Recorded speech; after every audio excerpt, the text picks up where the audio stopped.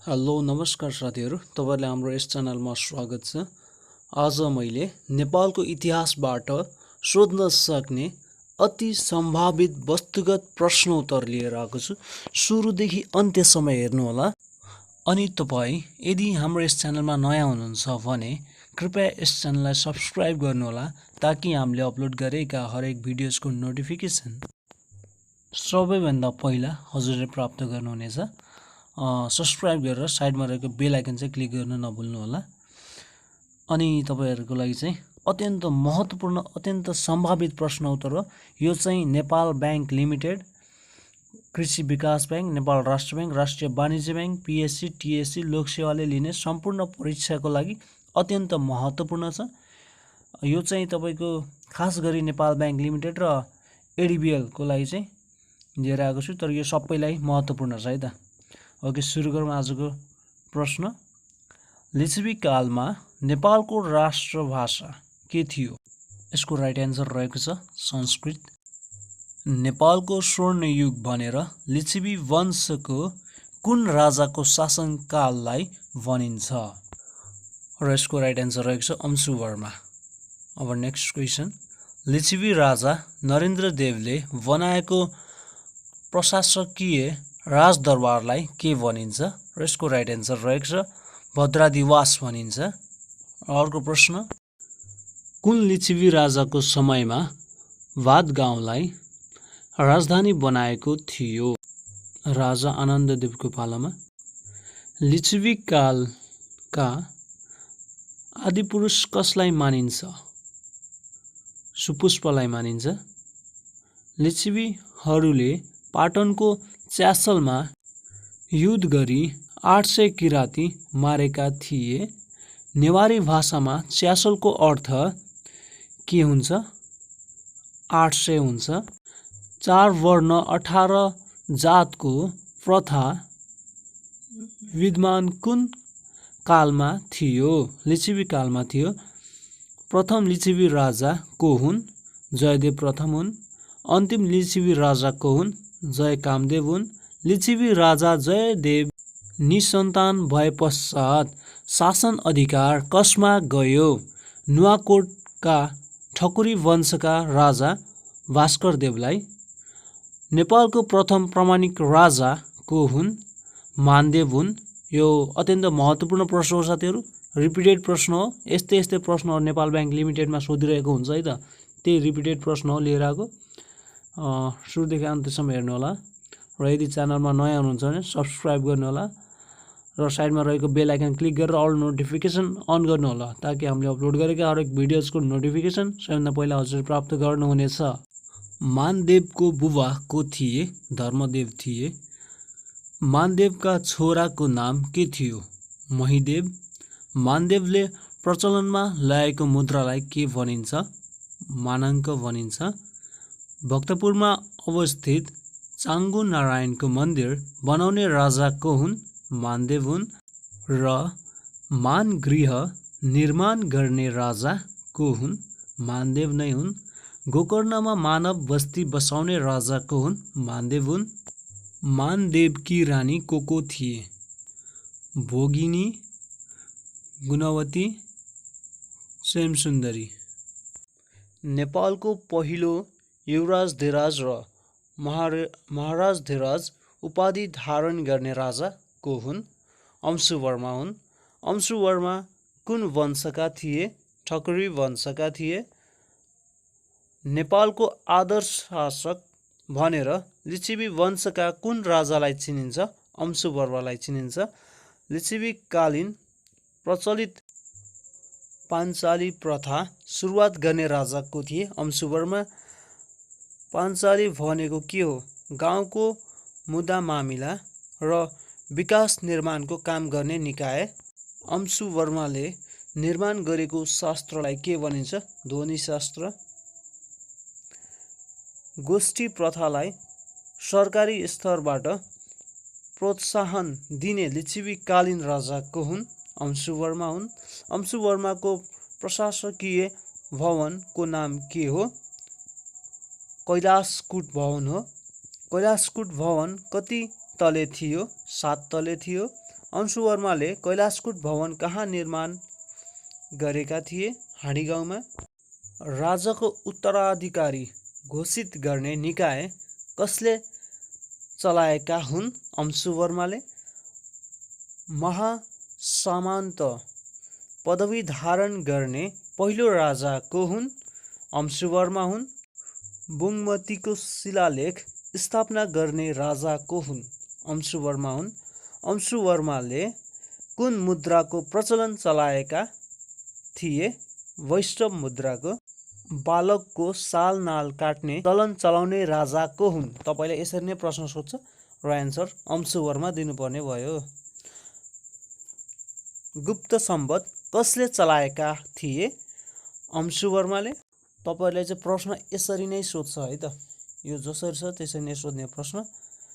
अनि पशुपतिनाथलाई राष्ट्रदेवको मान्यता कसले दिएका थिए? अंशुवर्माले। शब्द विधा व्याकरण कसले रचेका थिए? अंशुवर्मा। बलम्बुमा बस्ती बसाउने राजा को हुन्? अंशुवर्मा हुन्।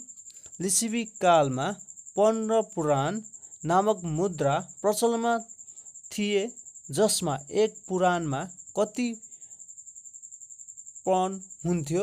16 पन हुन्थ्यो। नरेन्द्र देवले कहाँबाट राज्य सञ्चालन गर्थे? भद्रादिवास भवनबाट। रातो मच्छिन्द्रनाथको रथ यात्रा कसले चलाएका हुन्? नरेन्द्र देवले। लिच्छवी कालमा मानदेव र अंशुवर्मा पछि तेस्रो शक्तिशाली राजा कसलाई मानिन्छ? नरेन्द्र देवलाई मानिन्छ। भोटो जात्राको प्रचलन चलाउने राजा को हुन्? नरेन्द्र देव हुन्। झ्यालमा बुट्टा राख्ने चलन चलाउने राजा को हुन्? नरेन्द्र देव हुन्। लिच्छवीकालीन आकाशको पूर्ण चन्द्र भनी चिनिने राजा को हुन्? नरेन्द्र देव हुन्। महाराजधिराज परम भट्टारक पदवी धारण गर्ने राजा को हुन्? नरेन्द्र देव हुन्। तिब्बतको सहयोगमा विष्णुगुप्तको फौजलाई हराएर द्वैध शासनको अन्त्य गरेर सिंहासनको पुनः प्राप्ति गर्ने राजा को हुन्? नरेन्द्र देव हुन्। सिंहासन शब्द कुन राजाको पालादेखि प्रचलनमा आएको थियो? नरेन्द्र देव। मच्छिन्द्रनाथलाई कसको पालामा काठमाडौँ उपत्यका ल्याएको थियो? नरेन्द्र देव। इतिहास अनुसार मच्छिन्द्रनाथलाई कहाँबाट ल्याएको हो? कामरूप ककामा 6बाट। पन्ध्र पुराण नामक मुद्रा कसले प्रचलनमा ल्याएका हुन्? नरेन्द्र देवले हुन्। टुडीखेल भद्रकालीको मन्दिर स्थापना गर्ने राजा को हुन्? गुणकामदेव हुन्। कसको पालामा दरबारलाई ललितपुरबाट कान्तिपुरमा सारिएको थियो? गुणकामदेव। लाखे जात्रा, कृष्ण जात्रा, हिले जात्रा, श्रृङ्गवेरी जात्राको चलन चलाउने राजा को हुन्? गुणकामदेव हुन्। कुमारीको पूजा गर्ने चलन चलाउने राजा को हुन्? गुणकामदेव हुन्। कान्तिपुर सहरको स्थापना कसले गरेका हुन्? गुणकामदेवले गरेका हुन्। आधुनिक काठमाडौँका निर्माता भनी कसलाई चिनिन्छ? गुणकामदेवलाई चिनिन्छ।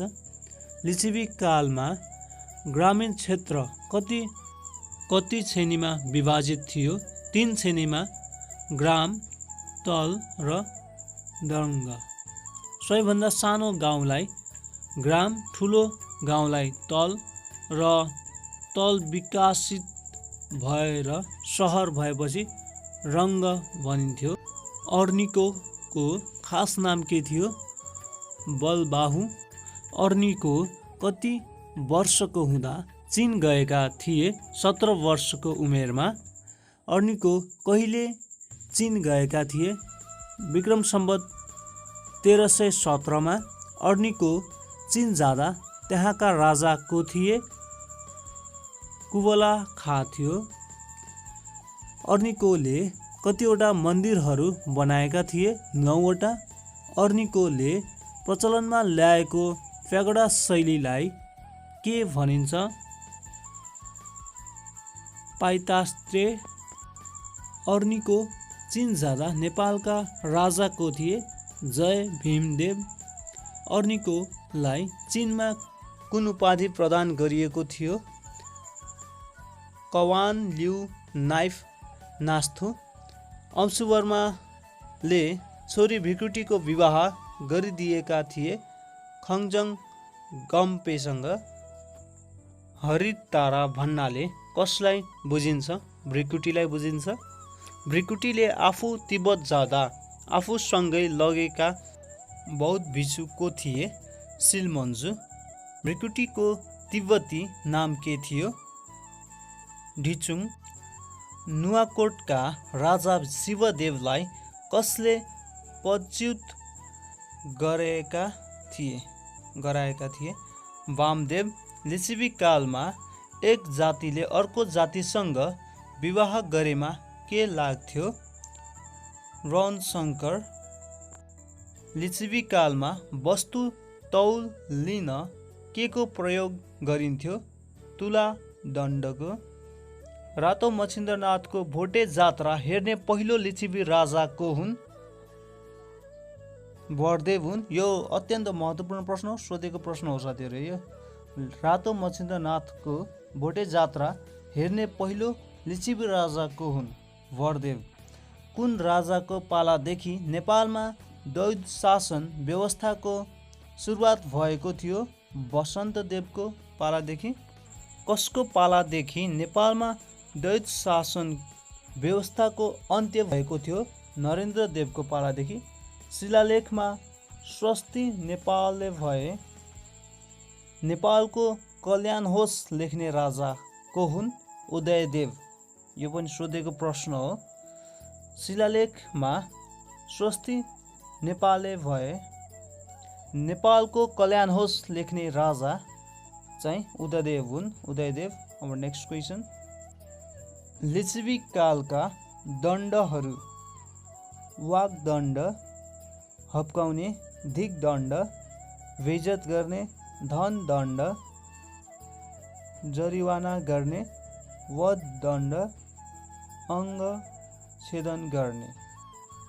लिच्छवी कालमा बसाइएका बस्तीहरू: कीर्तिपुरमा चाहिँ शिवदेव प्रथम, कान्तिपुरमा बस्ती बसाउने राजा गुणकामदेव, भक्तपुरमा बस्ती बसाउने राजा आनन्ददेव, ललितपुरमा बस्ती बसाउने राजा वरदेव, बुढानीलकण्ठमा बस्ती बसाउने राजा जयदेव द्वितीय। यो नि महत्त्वपूर्ण चाहिँ जोडा मिलाउने पनि आउँछ या यसरी सोध्न सक्छ। थानकोटमा बस्ती बसाउने राजा को थियो भनेर सोध्न सक्छ। शिवदेव द्वितीय। हाँडीगाउँमा बस्ती बसाउने राजा को थिए?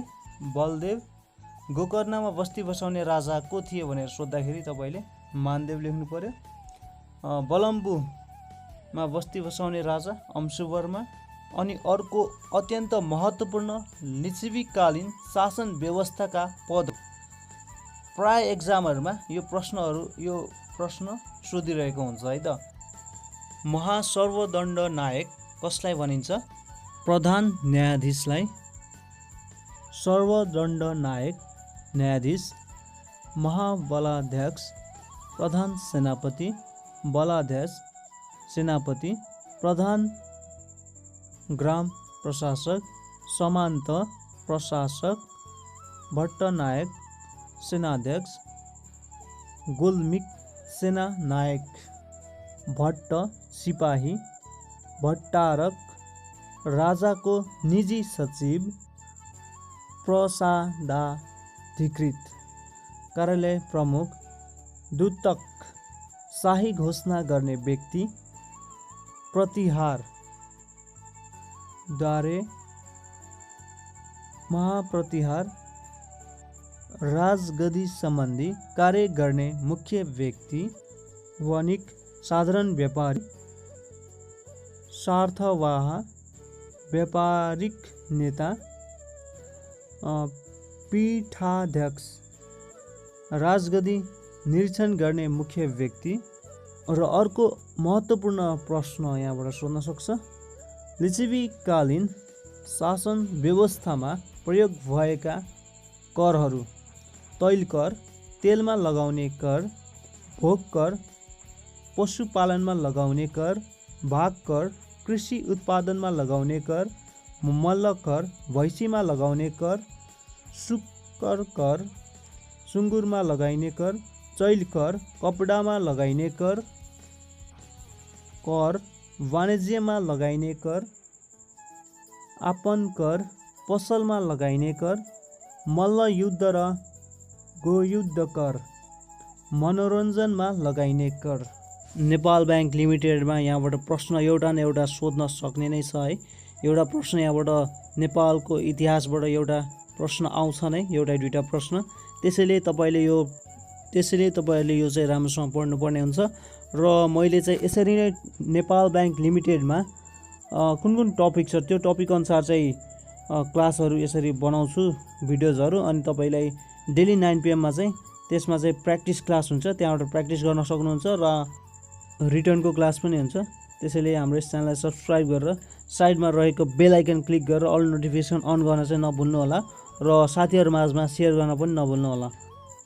अनि यदि तपाईँहरू चाहिँ Nepal bank limited first time दिँदै हुनुहुन्छ भने चाहिँ मैले अपलोड गरेको एउटा रुटिन आएको भिडियो छ नि, रुटिनवाला, त्यो भिडियो एकचोटि गएर हेर्नु होला। त्यसमा चाहिँ डिटेलमा भनेको छु के लानुपर्ने छ, कुन पेनले लेख्नुपर्छ, कस्तो कलरको मसी युज गर्नुपर्छ, अनि आदि कुराहरू हेर्नु होला त्यसबाट। अनि त्यसपछि तपाईँहरूले चाहिँ नेपाल ब्याङ्क लिमिटेडको वेबसाइटमा गएर तपाईँको आफ्नो लगइन गरेर आइडी पासवर्ड हालेर लगइन गर्नु होला तपाईँको आइडी।